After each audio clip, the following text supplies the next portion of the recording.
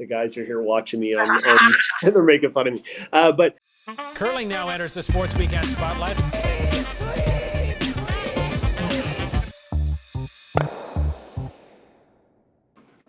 And that was that. That was that. Yeah, I love that. I love the all the way down the end. But Brad, yours through the legs. That's you're taking the Jeff Stoughton spinorama to the next level. Well, I was a little nervous because I had Jeff watching there on the bench, but I think what he did was more impressive. I can't slide that far, so he did pretty good. I was more embarrassed that I missed the rings.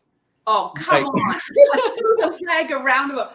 Everybody should go try that at the curling club to see how tough that is. Congratulations, by the way. Thank you. Not everybody can slide as high as I can, so they can't fit the rock underneath them. I know you couldn't, Colleen, but I got a pretty high slide, so I could do it. You know what? If you can be as great as you are with a high slide, I'm switching. I'm going to do high slide. Brad, I watched the game. Congratulations. I thought the team looked so in control today. And when you watch that highlight reel, you look at the high difficulty of shots the Koreans had to face throughout the entire game. The pressure was on. How would you assess how the team gelled in a situation where maybe you could have got complacent in some of these games? Yeah, no, I thought all week our team played really well. We kind of had the strategy the first 5 ends really apply as much pressure as possible, even no matter what the score was. And part of that was the ice conditions were really good for 5 ends, but the second 5 ends or second half of the game, the ice kind of deteriorated, got a little slower, a little flatter. So we wanted to just apply as much pressure and make the teams face really tough shots. And that's ultimately what happened. There was a lot of runbacks being played against us all week, and fortunately most of them were missed. We were talking at the beginning of the show just how important this event is. I mean, I know it's the very first one. So we were joking in 20 years we'll be looking at this going, remember that first one? But describe for you as a curler why it's an important step forward to kind of change the way teams qualify for the World Championships. Yeah, I think ultimately they're trying to emulate what's happening with the European Championships, which has a lot of prestige among European teams. And for us, it's still nice to go to, like, the guys are here watching me on and they're making fun of me. But for us to go to, represent Canada at an international competition, we want to make that we do a good job and represent ourselves and our country as well as possible. And I thought we did that this week. I think in 10 years' time, this championship will have a lot more meaning than what it does right now. Because there's going to be more teams across the world that are going to get better and better, and this event is going to be tougher to win. So it's always nice to be the first one on a trophy, though.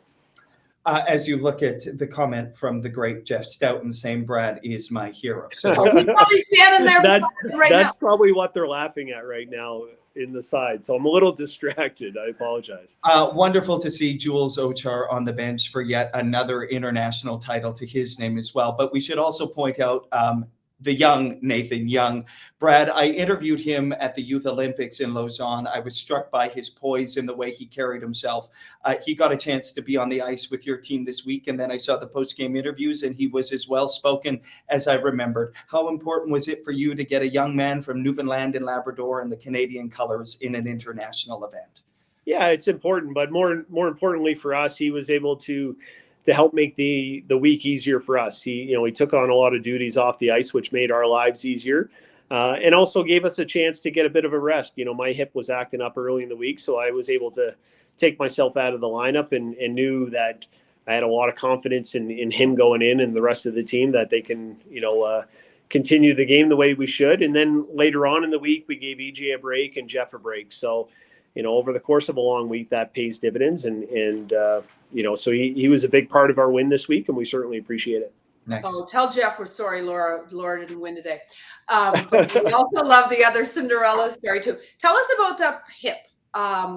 When it acts up, how does it affect your high delivery, or is that why it's high? Or Yeah, no, it definitely affects the high delivery. Just when it acts up, it just gets a little spasmy, I guess, a little some twitching and some firing in there. So it makes me just feel a little bit more unsteady than I normally do. But I had a really good physio here helping me this week. Her name was Lisa at the Wind Sport at the facility here. And, I seen her just about every day. And as the week went on, it got better and better. It felt really good yesterday, really good today. So want to give her a big thank you. And, it's definitely treatable. It's just something I have to stay on top of. And really over the next number of years, this is not going to be the last time that it pops up.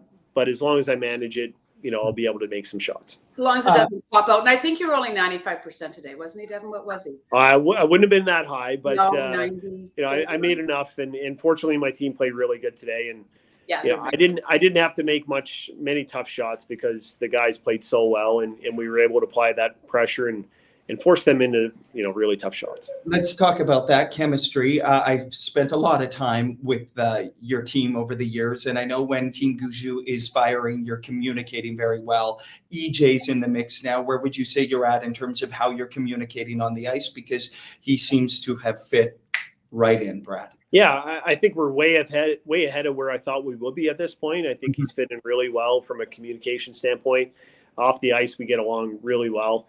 I think the biggest challenge for us is just making sure we're throwing as similar as possible. And that's going to take some time. I think I've spoken about this, many times over the last number of months. And, it's probably going to be well after Christmas and maybe even well after this year until we get it really dialed in, because those are significant changes. And once the pressure gets on, to be able to maintain that's a challenge. So I think we're all going to be patient in knowing that it's going to take some time. But even from where we were when we started this season in September to where we are right now, it's a huge improvement, and probably much like our communication is well ahead of where I thought it would be. Nice. Well, tell us about the B side, by the way. Did you ever stop and watch, or was there time for you to do that? And did you marvel at some of the countries that are trying to build programs in places you never would have thought, for example, India? Yeah, I got to watch a few shots and a few ends over there. It's awesome to see countries like Kenya, Nigeria, Saudi Arabia, countries that you'd never think would be involved in curling because they're so hot. But I think the exciting part of a championship like this for, the younger generation is maybe this event will visit some of those countries. So, for me as a curler, and Colleen, I know you've experienced this, when we go to events, usually it's snowy and cold and, you can't go outside and get a suntan, but some of these countries like Australia and Kenya and Nigeria, if it ever got there, that'd be pretty awesome to visit those countries and say you curled there. So, hopefully we get to that point. I don't want to see this championship always be in Canada, because that would kind of defeat the purpose of growing the game. But, I expect the next few years it will be, but eventually I'd love to see it, get to countries that we haven't been to before. Well, have you thought the ice got flat in the second half in Calgary? You see it. Yeah, but you know what? You take that, because after the game, you could always go out, get a suntan, enjoy the weather, see a different part of the world. Let's not go back to the ice conditions in Vegas in a desert last year. Let's not talk about that. You opened a wound there, Devin. I apologize. I know. I got the pressure points. I was thinking about this today. You've won it all now, and now you've got another international event. You've won the first Pan Continental Championship, but Brad, you've literally won. There's a team. Seemingly everything you could possibly win at the international level, including this newest one and this inaugural Pan Continental title. Any reflections, when you get to wear the Canadian colors at an international event and you add another one to your name? Well, the only thing I would say, it's so tough to represent Canada in the sport of curling because we have so many top teams and top players. So anytime you get that opportunity, you want to go out and you want to play your best and you want to do as good a job as possible. And for us this week, we knew there was going to be some games that were probably going to be a little easier than what, we typically play.